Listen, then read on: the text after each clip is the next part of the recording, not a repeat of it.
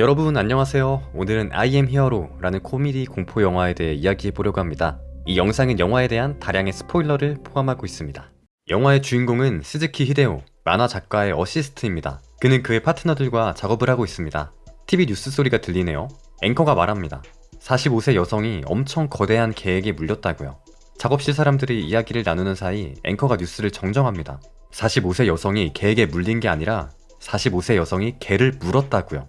작업실 사람들은 뉴스를 듣지 못했습니다. 다음 뉴스가 나왔거든요. 무직 30대 중반의 남성이 성추행범으로 검거된 이야기였습니다. 그들은 스즈키를 놀립니다. 만화 어시면 무직 아니냐며 스즈키도 범죄자가 되려나? 하며 놀리죠. 하지만 스즈키는 만화는 일본 산업에서 위대한 문화라며 만화가가 되는 것은 엄청나게 명예로운 일이라고 해요. 그 말을 들은 다른 어시들은 자기가 잘못 생각했다며 모두 외칩니다. 만화가 최고다! 하지만 스즈키의 망상이었죠.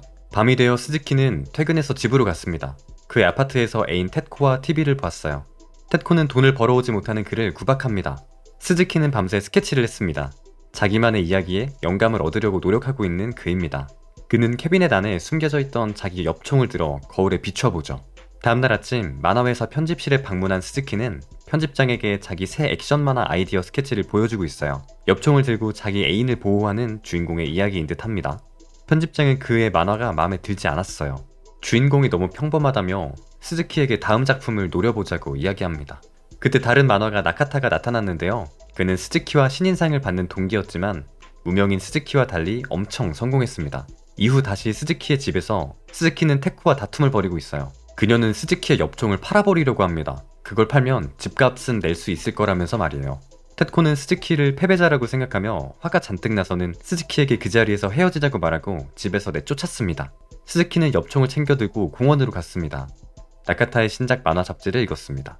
가까이에 추워서인지 어떤 이유로인지 덜덜 떨고 있는 노숙자가 한 명 있었는데 그는 신경도 쓰지 않았어요. 다음날 아침 스즈키는 작업실로 출근했습니다. 뉴스에서는 알 수 없는 전염병의 확산으로 사람 4명이 죽었다고 말합니다. 작업 동료 중 한 명이 땀을 흘리며 몸이 안 좋아서 방을 나서네요. 동료 미타니는 그녀가 작업실 주인 만화가 선생과 같은 병일 거라고 이야기합니다. 둘이 목에 같은 키스마크의 흔적이 있는 걸 보니 둘이 사귄다면서요. 그때 선생이 들어오는데 역시 목에 상처가 있네요. 키스마크가 아니었던 걸까요? 그 눈이 검게 변해가는데 어시들은 알아채지 못했습니다. 저녁 시간이 되어 작업실의 모든 이들이 다 자기 자리에서 졸고 있는데 스즈키의 전화가 계속 울립니다. 테코네요. 테코는 스즈키에게 어제 말이 너무 심했다며 사과합니다. 그가 전화하는 사이에 헬리콥터 몇 대가 머리 위로 지나갔어요. 다음날 스즈키는 테코가 제일 좋아하는 음식을 사서 그녀의 집으로 향했죠. 그가 문을 두드리고 전화도 해봤지만 그녀는 문을 열어주지 않습니다. 스즈키는 우편물 구멍을 열어 안쪽을 들여다봤는데 테코가 안에 있었습니다. 침대에 가만히 누운 상태로요. 스즈키가 부르는 소리에 그녀는 갑자기 일어나네요. 그녀는 기괴한 모양으로 걸어오다 쓰러지다가 악마 같은 얼굴로 문을 부수고 나와 스즈키를 공격합니다. 테코 좀비가 그를 공격하다 그의 손을 물었는데 운 좋게도 날뛰다가 이빨이 죄다 빠져버렸기에 별 문제가 없어 보여요. 그녀를 밀쳐내다가 사고로 스즈키의 트로피에 테코의 머리가 강하게 부딪혔는데 죽은 듯 미동도 없었습니다.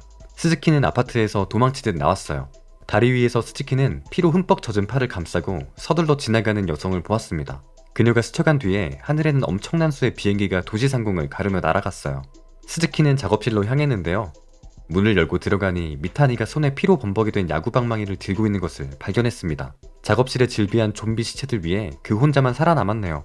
미타니는 스즈키에게 이 괴물들을 죽일 수 있는 방법은 머리를 공격해 뇌를 부셔버리는 것뿐이라 이야기하죠. 하지만 미타니도 이미 좀비에 물렸습니다. 좀비로 변하기 직전에 그는 자살해요.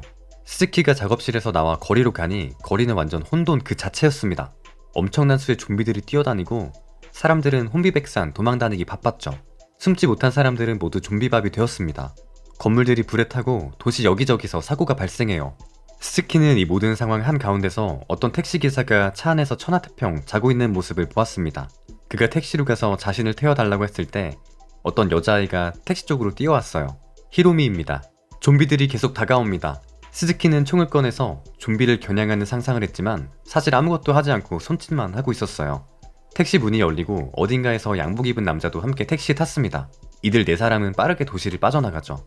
대체 무슨 일이 일어나고 있는지 아는 사람은 한 명도 없습니다. 뉴스에서는 현 상황을 도쿄에서 벌어진 폭동 정도로 설명하고 있어요. 뒤늦게 택시에 오른 양복쟁이가 통화 중이네요. 그는 발포 허가가 떨어지지 않은 상황에 대해 보고받으며 그것들은 국민이었어도 지금은 괴물일 뿐이라며 죽여야 한다고 말해요.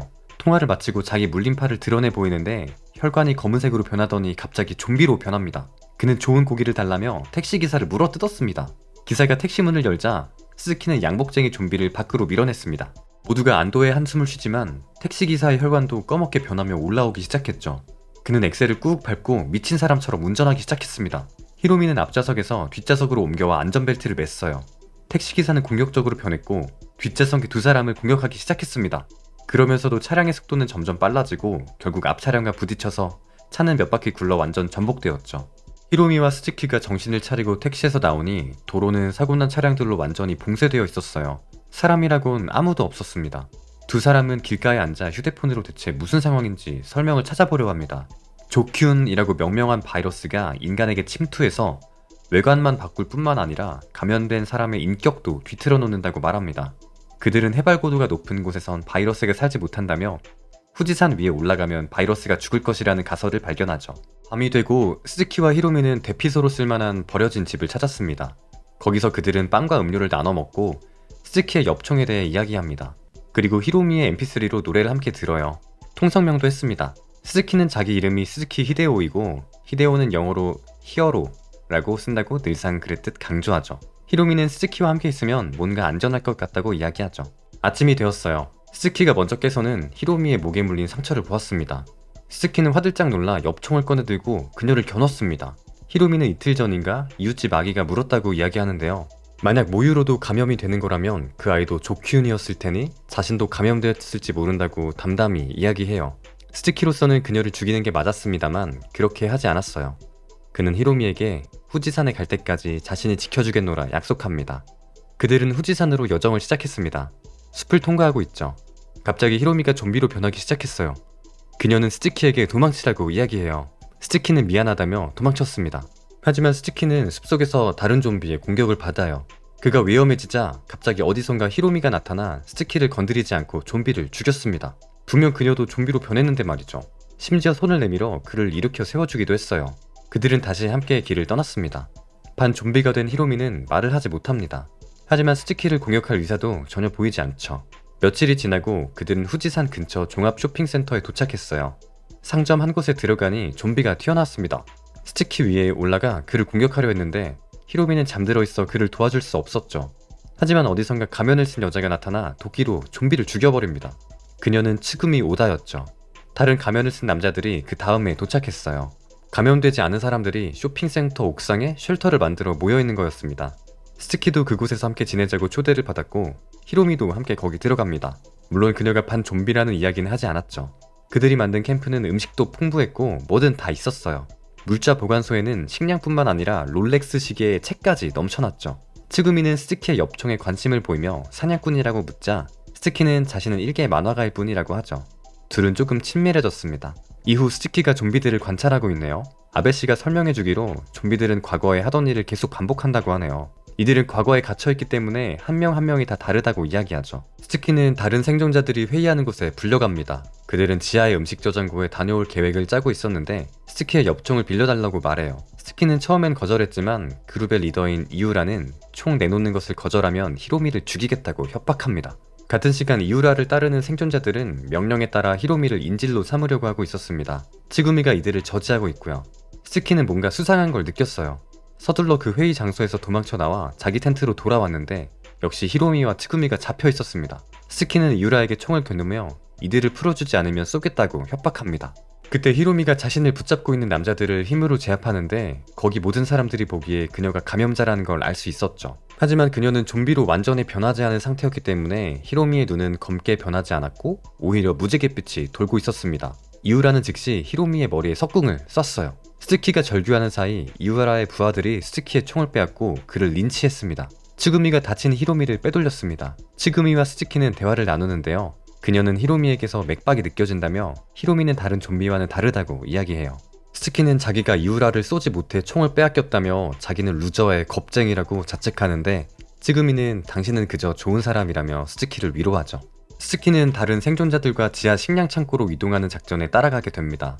캠프에 남아있는 생존자들은 원정대가 건너편 건물까지 이동하는 동안 무사할 수 있도록 주전자와 냄비를 두드리며 소리를 내서 좀비들을 유인했죠. 아주 어두운 지하 주차장입니다. 방향 감각을 잃고 걸어가고 있을 때 누군가 밝은 빛을 비춥니다. 그 빛 때문에 원정대는 저장고를 한 번에 발견했습니다. 하지만 그들은 동시에 누군가가 자기들을 CCTV 넘어 보고 있다는 것을 꿈에도 몰랐어요. 그들이 물건을 쓸어 담고 있을 때 이 미지의 관찰자가 매장 전체에 노래를 틀었습니다. 좀비들이 반응하기 시작했고 곧바로 스티키 일행 중 피해자가 발생합니다. 좀비들도 또 사람들도 모두 우왕좌왕 분주합니다. 지하 2층 주차장은 좀비로 가득 차기 시작합니다. 포위 가능성 따위는 생각지도 못한 작전과 이기심으로 인해 음식 창고를 찾아 떠난 대부분이 지하 주차장에서 희생됐습니다. 노래를 튼 것은 이유라였습니다. 이유라는 애초에 모두가 먹을 음식을 구할 작전을 짠 게 아니었던 겁니다. 원정대를 보내고 노래를 틀어 좀비들의 주의를 끄는 사이 자기는 차를 타고 혼자 도망칠 생각이었던 거죠. 이 혼란 속에서 스키는 음식 창고 락커 안에 들어가 숨었습니다. 같은 시간 높이뛰기 선수 좀비가 음악 소리에 흥분해서 높은 점프를 할 준비 동작을 보이네요. 그는 서서히 걷다가 속도를 내더니 그가 지금까지 뛴 것보다 훨씬 높이 뛰어 쇼핑몰 옥상 텐트촌에 떨어졌습니다. 이 좀비는 즉시 한 여자를 물어뜯어 좀비로 만들고 다른 여자를 마주치자 손으로 머리통을 부셔버립니다. 또 같은 시간 이유라는 모든 문을 다 개방해버렸습니다. 지상의 좀비들도 지하 주차장으로 내려올 수 있도록 말이에요. 스티키는 아직 숨어 있었습니다. 거기서 옥상의 생존자들이 대부분 좀비에 희생당했다는 무전을 들어요. 츠구미도 그 위에 있었는데요. 그녀는 히로미와 함께 숨어서 두려움에 떨며 무전으로 도움을 요청했습니다. 아무도 그 무전에 답을 하지 않았어요. 모든 사람들이 이미 죽었거나 숨기에 바빴기 때문이죠. 스티키는 숨어있는 곳에서 벗어나는 시나리오를 머릿속으로 그려봅니다. 그치만 모든 가정에서 그는 좀비에게 죽을 뿐이었어요. 공포에 가득 차 아무것도 하지 못하고 있을 때 츠구미의 절박한 무전 소리가 들려옵니다. 스티키는 두려움을 극복해야 한다는 걸 깨달았어요. 그래서 그는 락커에서 소리를 지르며 나옵니다. 하지만 아이쿠, 좀비의 습격을 바로 받네요. 팔을 물렸습니다. 하지만 스티키는 아까 전 롤렉스 시계를 팔에 한가득 두르고 왔죠. 이빨이 들어갈 틈도 없었을 겁니다. 스티키는 무전기를 집어들고 자기가 지금 구하러 간다고 이야기합니다. 그들은 지하 주차장에서 만나 차를 타고 도망치기로 하고 각자 이동하기 시작해요. 스티키는 누군가 가지고 있던 비비탄 총을 주워들어 좀비들에게 쏴보지만 역시 꿈쩍도 하지 않습니다. 그는 바닥에 탄화를 쏟아버리고 좀비들이 미끄러지게 만들죠. 츠구미는 주차장에 도착했습니다. 히로미를 업고 말이죠. 이유라가 배신자인 줄 모르는 츠구미는 그에게 말을 겁니다. 하지만 배신을 했건 말건 그는 좀비로 변해 있었어요. 이유라 좀비가 달려올 때 뒤에서 스티키가 나타나 엽총으로 그의 머리를 날려버렸습니다. 안도도 잠시 주차장 좌우 출입구로 엄청난 수의 좀비떼가 밀려들어오고 있습니다. 어찌할 방법이 없어요. 그때 히로미가 갑자기 말을 합니다. 좀비로 변한 뒤 처음이었죠. 그는 스티키와 처음 만난 밤 했던 이야기를 하죠. 스티키와 함께 있으면 왠지 안전할 것 같다고 말입니다. 이 말에 힘을 얻은 우리의 영웅 스즈키 히데오는 결연히 나가서 좀비들을 총으로 쏘기 시작합니다.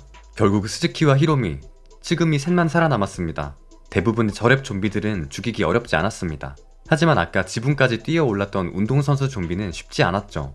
스즈키의 총에 단 한 발의 탄환만 남았을 때 스즈키는 운동선수 좀비의 머리를 정확히 노렸습니다만 그 좀비의 머리는 계속된 점프로 이미 부서져 있었죠. 마지막 남은 한 발로 그것을 잡지 못했습니다. 하지만 우리 영웅은 포기하지 않아요. 그의 엽총을 방망이처럼 들고 괴물의 머리를 으깨버렸습니다. 좀비를 모두 해치우고 살아남은 세 사람은 차를 타고 쇼핑몰을 빠져나갑니다. 차에서 스즈키는 자신이 좀비로 변할까 두려웠지만 그런 일은 벌어지지 않을 듯 했습니다. 그는 츠구미와 통성명을 하는데 이번엔 영화 초반부터 스스로 강조했던 말, 자기 이름인 히데오는 영어 단어 히어로를 쓴다는 말을 하지 않습니다. 자기는 그냥 히데오라고 말하죠. 그 모든 일을 겪고 이제야 용감한 진짜 히어로, 평범한 히어로로 거듭난 듯한 모습으로 영화가 끝이 납니다. 제 영상이 재미있으셨다면 좋아요와 구독, 그리고 다른 영상들도 많은 관심 부탁드려요. 감사합니다. 그럼 모두들 안녕!